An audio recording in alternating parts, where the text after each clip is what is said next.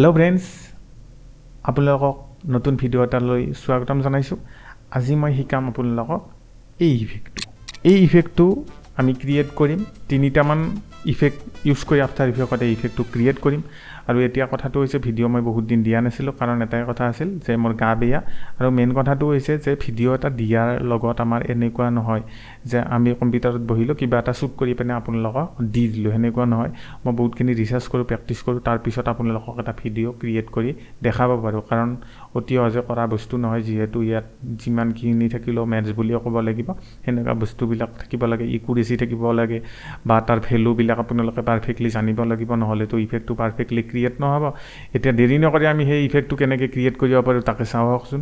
এতিয়া আফটাৰ ইফেক্টটো সকলোৰে অ'পেন আছে আৰু লগে লগে মোৰ সদায় প্ৰেক্টিছ কৰিব যাব আপোনালোকে ইফেক্টবিলাক।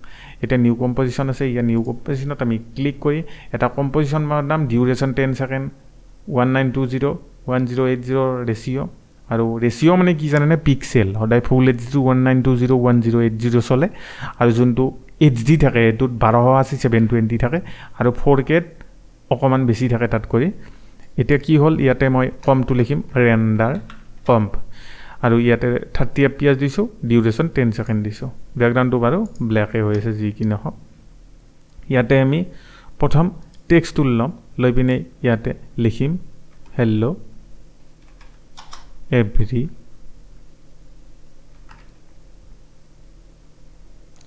ওৱান আৰু এইটোক মই ইয়াতে ক্লিক কৰিম, কৰি পেলাই উইণ্ড'জত যাম। ইয়াতে এলাইন টুল যে আছে এইটোত ব্লুটুথ কৰি ল'ম, লৈ পিনে এইটোত আমি মিডিলত কৰি দিম। এই লেয়াৰটো যে আছে এইটো আমি মিডিলত কৰি দিম আৰু এছ প্ৰেছ কৰিম, কৰি ইয়াৰ ভেলুটো আমি কম বেছি এনেকৈ এডজাষ্ট এনেকৈ চাই লৈ কৰি ল'ম।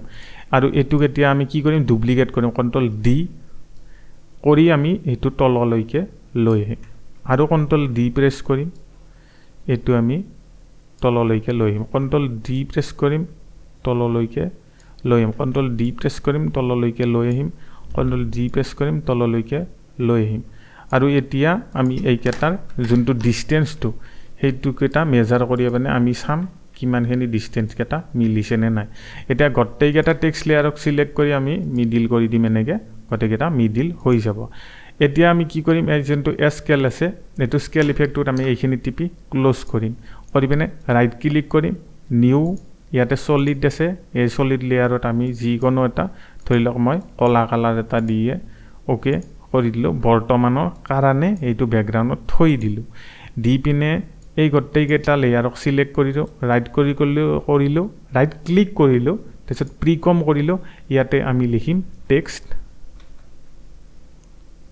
স্ফিয়াৰ, SPHCR, টেক্সট স্ফিয়াৰ আৰু মুভল এট্ৰিবিউটছ কৰি দিলোঁ, হৈ গ'ল।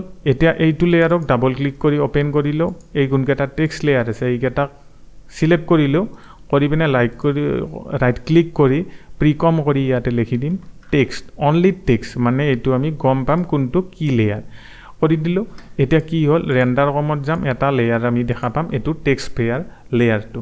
এতিয়া কি কৰিম, আমি এই যোনটো লেয়াৰ আছে ইয়াতে আমি ইফেক্টছ পেনেলত যাম, যাই পিনে ইয়াতে চাৰ্চ কৰিম CC স্ফিয়াৰ আৰু CC স্ফিয়াৰ ইফেক্টটো আমি ইয়াতে ড্ৰেগ কৰিম। কৰাৰ পিছত আপোনালোকৰ এনেকৈ ডিফল্ট আহি যাব। এতিয়া প্ৰথমটো কাম, যদি আপোনালোকৰ সকলোৰে কম্পিউটাৰবিলাক বহুত বেছি ষ্ট্ৰং নহয়, মোৰো ইমানখিনি নহয়, তাৰ কাৰণে আপোনালোকে প্ৰিভিউ ইয়াতে দেখাব পাৰে, ইয়াতে কোৱাটাৰ কৰি ল'ব, লৈ পিনে এতিয়া টেক্সট লেয়াৰটোত ইফেক্টটো দিয়াৰ পিছত ইফেক্টছ প্ৰপাৰ্টিত যাব আৰু ইয়াতে আপোনালোকৰ ৰেডিয়াছটো আপোনালোকে 430 কৰি দিব আৰু ইয়াতে আমি হাফ কৰি চাই ল'ম কিমানখিনি হৈছে।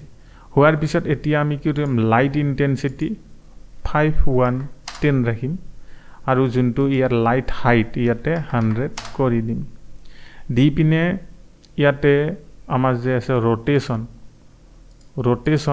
ৰোটেশ্যনত আমি কৰি দিম 34, দি পিনে ইয়াতে ৰোটেশ্যন অৰ্ডাৰটো লিখিম